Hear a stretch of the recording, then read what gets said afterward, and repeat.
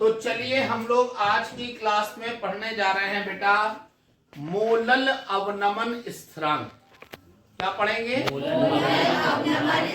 पिछली क्लास में मैंने पढ़ाया था मोलल उन्नयन स्थिरांक। अब क्या पढ़ाऊंगा? मोलल अवनमन स्थिरांक। और इसका एक और नाम होता है क्रायोस्कोपिक स्थिरांक। उसका दूसरा नाम क्या था? इबोलियोस्कोपिक स्थिरांक। इसका नाम है क्रायोस्कोपिक स्थिरांक। ठीक है ना बेटा? आइए हम लोग इसकी परिभाषा समझते हैं। और अगर आपने इसकी परिभाषा को ध्यान दिया तो आपको ऐसा लगेगा जैसे हम पहले वाली ही परिभाषा पढ़ रहे हैं। ध्यान देना सब लोग, कॉन्सेंट्रेशन, सामने कोई बोलेगा नहीं, ध्यान देंगे। 1000 ग्राम विलायक में 1000 ग्राम विलायक में किसी आवाष्पशील विद्युत अनअपघट्य का 1 मोल घोलने पर, कितना मोल? 1 मोल घोलने पर हिमांक में होने वाले अवनमन को, हिमांक में होने वाले अवनमन को, याद रखना क्वथनांक में उन्नयन होता है लेकिन हिमांक में अवनमन, हिमांक में होने वाले अवनमन को मोलल अवनमन स्थिरांक कहते हैं। तो मैंने बोला कि 1000 ग्राम विलायक में किसी आवाष्पशील विद्युत अनअपघट्य का 1 मोल घोलने पर हिमांक में होने वाले अवनमन को मोलल अवनमन स्थिरांक है। एक बार फिर सुनते हैं लास्ट बार कि 1000 ग्राम विलायक में किसी आवाष्पशील विद्युत अनअपघट्य का 1 मोल घोलने पर हिमांक में होने वाले अवनमन को मोलल अवनमन स्थिरांक कहते हैं। इसे केएफ से प्रदर्शित करते हैं।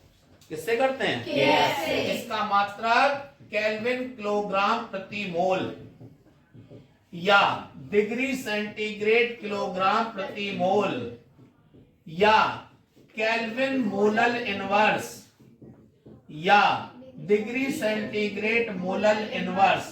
और मैंने बताया था मोलल की जगह मोललता भी बोल सकते हैं ना। मैं आपको बता दूं कि हिमांक अवनमन और मोललता में क्या संबंध होता है। तो हिमांक अवनमन और मोललता में संबंध है डेल्टा टीएफ बराबर केएफ इंटू मोललता। समझ में आ रही ना? क्या आप जानते हैं कि अगर हम मान लें कि मोललता का मान 1 है, हम क्या मान लें?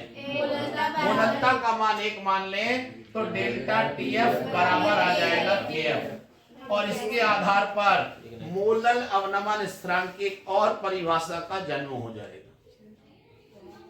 समझ में आ गई ना? और आपको मालूम है एक और नई परिभाषा क्या है? सुनो ध्यान से कि अगर मोललता का मान 1 हो तो, मोललता का मान कितना हो? 1 हो तो मोलल अवनमन स्थिरांक हिमांक अवनमन के बराबर होता है। अगर मोललता का मान 1 हो तो मोलल अवनमन स्थिरांक हिमांक अवनमन के बराबर होता है। हिमांक अवनमन के कैसा होता है? तो आपको याद रखना अगर मोललता का मान 1 हो तो मोलल अवनमन स्थिरांक हिमांक अवनमन के बराबर होता है। क्या आप जानते हैं मोललता का सूत्र? अभी मैंने आपको बताया।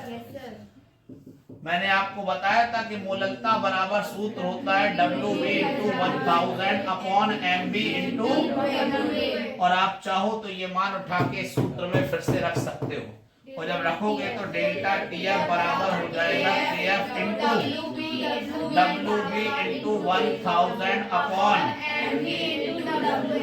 MB into WA। और बेटा ये एक बहुत ही शानदार फॉर्मूला है जिस पर हमें बहुत ही अच्छे टाइप के न्यूमेरिकल सॉल्व करना, जो पेपर में भी आते हैं। तो आपको समझ में आ गया होगा मोलल अवनमन स्थिरांक या क्रायोस्कोपिक स्थिरांक क्या होता है। मैं बिल्कुल अंतिम बार बताऊंगा, लेकिन अब किसी की आवाज नहीं आना चाहिए। लास्ट बार समझना और सुनाने के लिए तैयार से। 1000 ग्राम विलायक में किसी आवाष्पशील विद्युत अनअपघट्य का 1 मोल घोलने पर हिमांक में होने वाले अवनमन को मोलल अवनमन स्थिरांक कहते हैं। इसे बेटा केएफ से प्रदर्शित करते हैं। इसका मात्रक केल्विन किलोग्राम प्रति मोल या डिग्री सेंटीग्रेड किलोग्राम प्रति मोल या केल्विन मोलल इनवर्स या डिग्री सेंटीग्रेड मोलल इनवर्स होता है।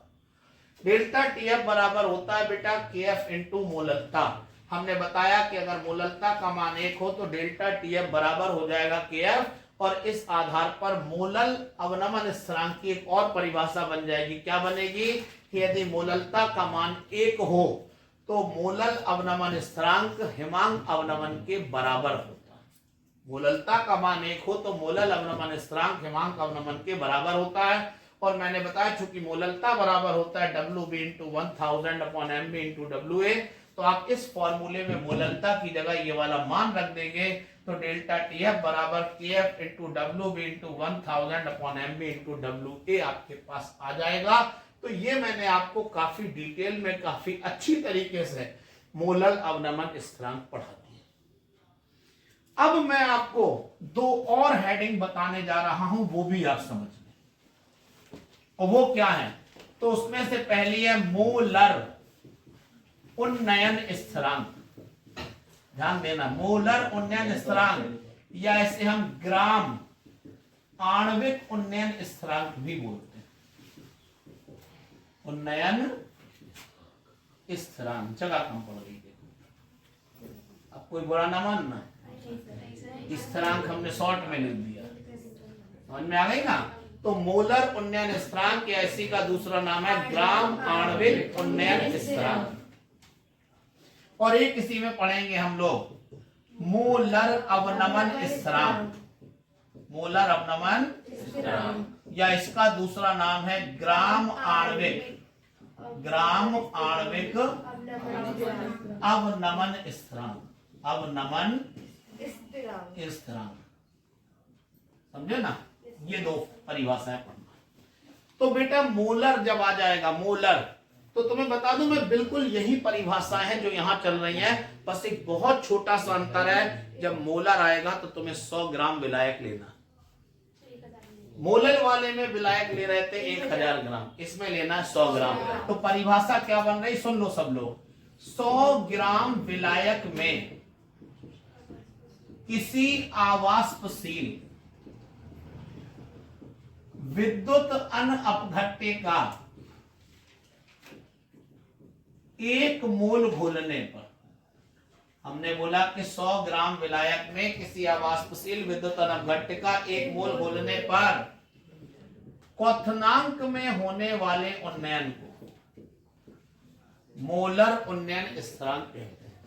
तो मैंने बोला कि 100 ग्राम विलायक में किसी अवाष्पशील विद्युत अनअपघट्य का 1 मोल घोलने पर क्वथनांक में होने वाले उन्नयन को मोलर उन्नयन स्थिरांक कहते हैं। इसे बेटा हम केबी डैश से प्रदर्शित करते हैं।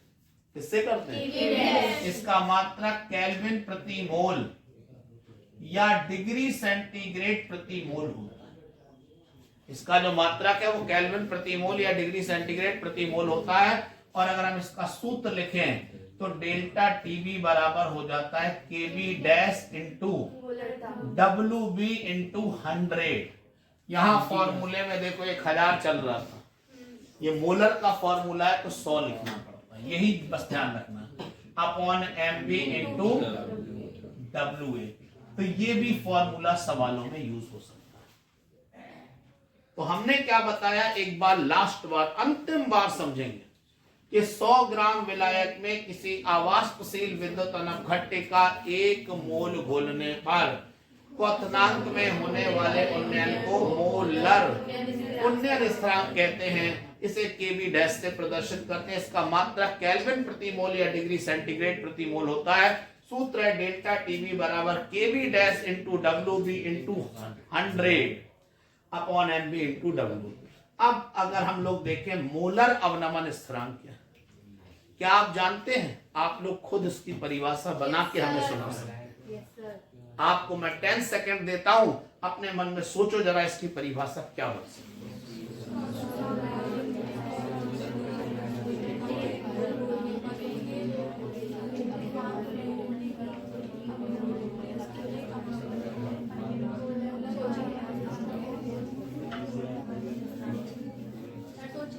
कितने लोग बता सकते हैं इसकी परिभाषा को? हाथ खड़ा करें। तो बैच में अधिकांश लोग, एक दो को छोड़ के सब लोग इसकी परिभाषा बता सकते हैं। ये इस बात की निशानी है कि आप लोगों ने रटा नहीं है, आप लोगों ने इसको समझा है, इस पूरे टॉपिक को। क्योंकि जो जो रट लेता है वो कभी बना के कुछ सुना ही नहीं पाता। यहां बन जाएगी एक बार। अब हम आपसे तो नहीं सुन रहे, हम एक बार इसको बस एक बार बताएंगे, फिर हमें इसको आगे भी कंटिन्यू कराना है।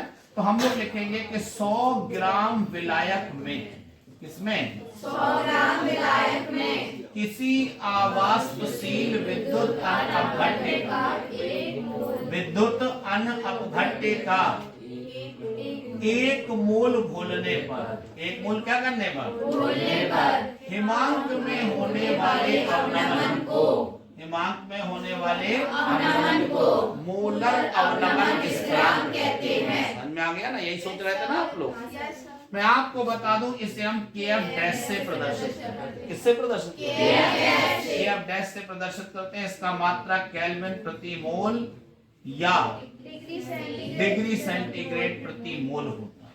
समझ में आ रही ना? इसका मात्रा केल्विन प्रति मोल या डिग्री सेंटीग्रेड प्रति मोल। और इसका फॉर्मूला होता है डेल्टा TF बराबर KF इंटू WB इंटू 100 आएगा, फिर 1000 नहीं आएगा, 100 MB इंटू WA। ये इसका फॉर्मूला है जिस पर हम लोग न्यूमेरिकल वगैरह करेंगे।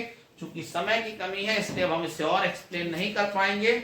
और चलिए आज की क्लास को स्टॉप करते हैं और इससे अब हम लोग लिख लेते हैं।